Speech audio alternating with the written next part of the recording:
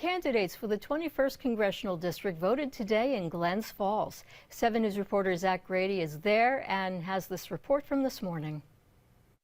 Polling places across New York State opened this morning at 6 a.m., much like the one behind me here at Abraham Wing Elementary in Glens Falls, New York. We got a chance to catch up with Democratic candidate for the 21st Congressional District, Matt Caselli, as he cast his ballot early this morning. This is an important day for us because it's by coming together that we can reduce costs for working families and seniors. We can protect our Social Security and Medicare. So we're going to keep carrying that message forward all throughout Glens Falls here today as we knock on so many doors to make sure people turn out at the polls. The Democratic candidate told us that when he voted this morning, he circled his name on the moderate line. He said it was important for him to do so because he believes the only way to make a real difference is by doing so from the middle. 7 News also reached out to Caselli's opponent, incumbent Republican Congresswoman Elise Stefanik, for coverage of her voting this morning. We did not hear back from the Stefanik campaign until after she had done so. They say she voted early this morning with family, and then she will be spending the rest of the day making national media appearances and spending time with her supporters. Stay tuned to 7 News for more coverage of midterm election 2022. In Glens Falls, Zach Grady, 7 News.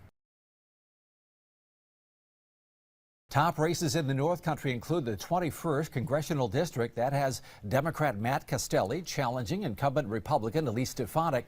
7 News reporter Zach Grady live in Glens Falls now to tell us more. John, we're here outside of Abraham Wing Elementary in Glens Falls, where just about 8 hours ago, Democratic candidate Matt Caselli cast his vote for the race in the 21st Congressional District.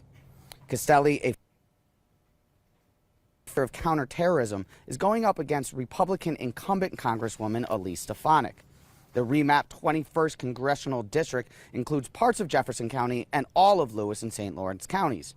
Caselli told us earlier today that even though he won the Democratic nomination, when he filled in the bubble next to his name on the ballot, it was with a different party line. I circled it on the moderate party because it's important.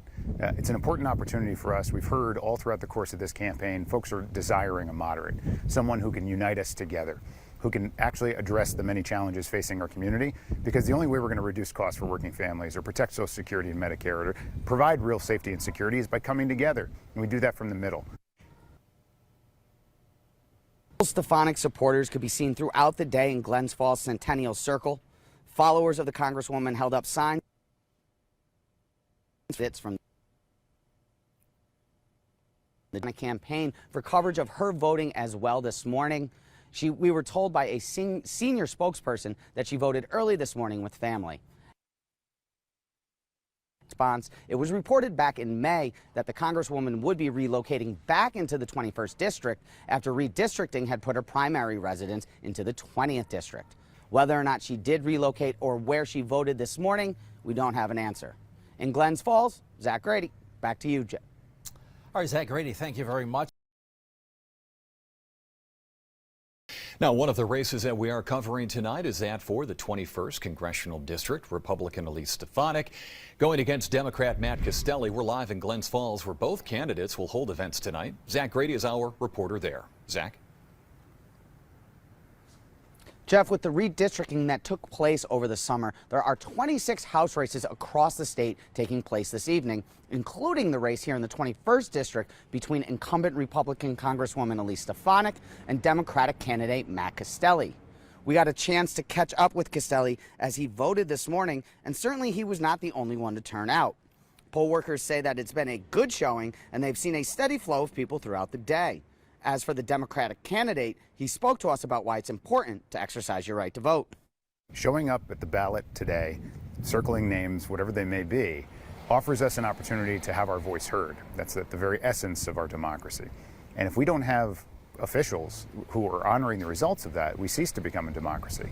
And so it's important for us to reject those who would seek to undermine our democratic process, who would undermine the will of the people, because that's at the end of the day what really provides for the backbone of our nation. Meanwhile, several of Congresswoman Stefanik supporters lined Centennial Square Tuesday morning in Glens Falls. Followers of the Congresswoman held signs in the square for the incumbent and several other candidates from the GOP. As for catching up with Congresswoman Stefanik, we were never given that opportunity. A senior spokesperson for the campaign said that the Congresswoman did vote early this morning As for where, we did not get a response. It was reported back in May that the Congresswoman's primary residence would no longer be in the 21st District as it was redistricted into the 20th District. She did say that she would be relocating back for the campaign. As for whether or not she did or where she did vote this morning, we did not get a response. In Glens Falls, Zach Grady, back to you, Jeff. All right, Zach, thank you. Live there. He'll be live all night for us covering the campaigns. Republican Congresswoman Elise Stefanik, the incumbent, is being challenged by Democrat Matt Castelli. Castelli is a former CIA officer and director for counterterrorism. He voted earlier in Glens Falls today. Castelli hung his hat this campaign on bringing politics back to the middle. Here's him voting earlier. We'll look at those numbers again in a second. He calls it the moderate majority. That's what he sees in voters. It's going to be a challenging fight, uphill battle against Stefanik, the third-ranking Republican in the House of Representatives and a four-term incumbent. Let's look at those numbers again.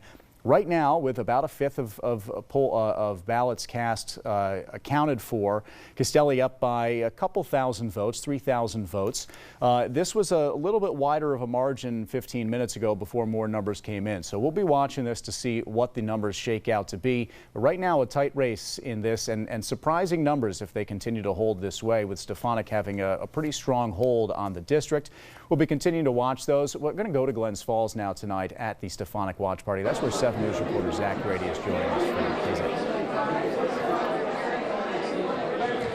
Garrett, we are here, and it's been about an hour since the polls have closed in the 21st Congressional District. About 20% of the vote has already been counted. There's more than 500,000 votes throughout the 15 counties that make up the district, and about 60,000 of those votes have already been counted. 30,000 going to the Democratic candidate Matt Castelli. He holds an early lead now, about 53% to 47%. Now, in Stefanik's victories earlier, about in 2014 and 2018, she carried about 55% of the total vote. In 2016, she actually had her highest total, about 65% of the vote. Again, 1/5 of the votes, 20% of the votes, and Castelli has the early lead. Now, here at the Queensberry at the Stefanik Watch Party, the mood has been optimistic, joyful. There have been speakers from across the 21st Congressional District, and as well congressional leaders and sheriffs throughout, Fulton County, Washington County, Warren County, here in the Glens Falls area. One of the things to take note of, though, as earlier the Fulton County Sheriff was on, he did make mention of a comment that even if the wave tonight, the red wave tonight, is a small wave, it is still a wave. It's the first time that we have heard anything of a small or a mild outcome or optimism from the Republican Party here tonight in Queensberry. 20% of the vote still, 80% of the vote still needs to be counted. Ballots and the polls closed just about an hour ago. Again, Democratic candidate Matt Castelli right now currently up 53 to 47%. We'll go back to you in Watertown. Thanks, Garrett.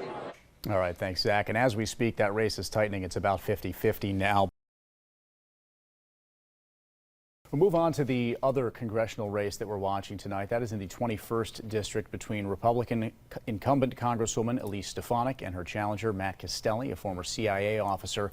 Stefanik continues to widen her lead tonight with now about 14% more of the votes totaled than her opponent, nearly a 30,000 vote lead. There's about 2/3 of votes cast that have been counted. So this is becoming quite a more wide race for Stefanik. Here is Castelli voting earlier today. He hung his hat this campaign on bringing politics back to the middle. He cited what he calls the moderate majority among voters.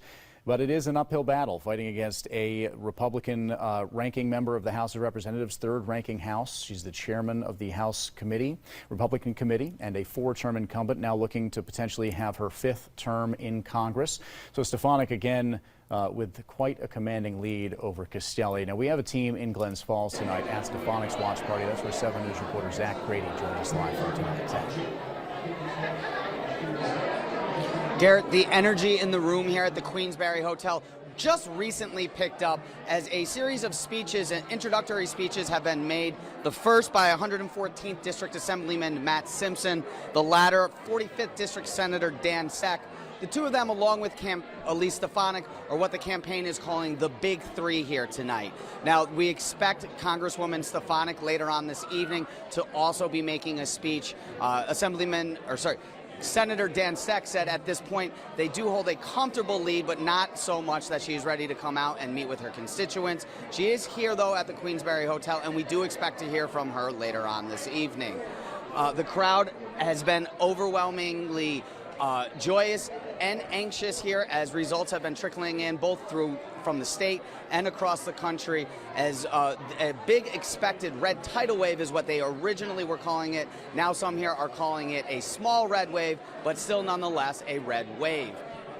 As we mentioned, the Congresswoman is here at this point in time, but has yet to come out and meet with her constituents. There is a group of both elected officials, Stefanik campaign supporters, and local residents here helping to support the event.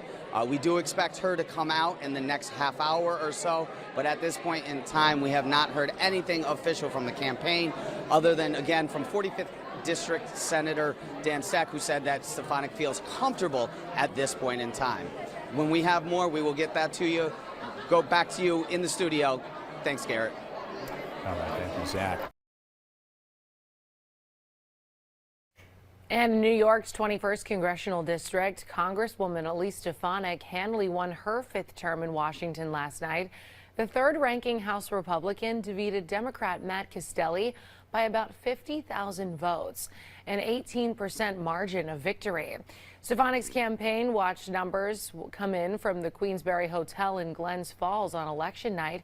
We spoke with her after the race was called, with Republicans aiming to take control of the House and Senate. Stefanik spoke about her plan once the new Congress begins. We already have a package of bills when it comes to unleashing American energy independence. Speaker Pelosi refused to bring them to the floor. We will bring those bills to the floor. In addition, we've been working with our Border Patrol, with our members that represent border districts, to make sure that we have solutions when it comes to securing the border. That means ending catch and release. It means continuing the appropriations for the border wall, and it means making sure the Border Patrol has the support they need.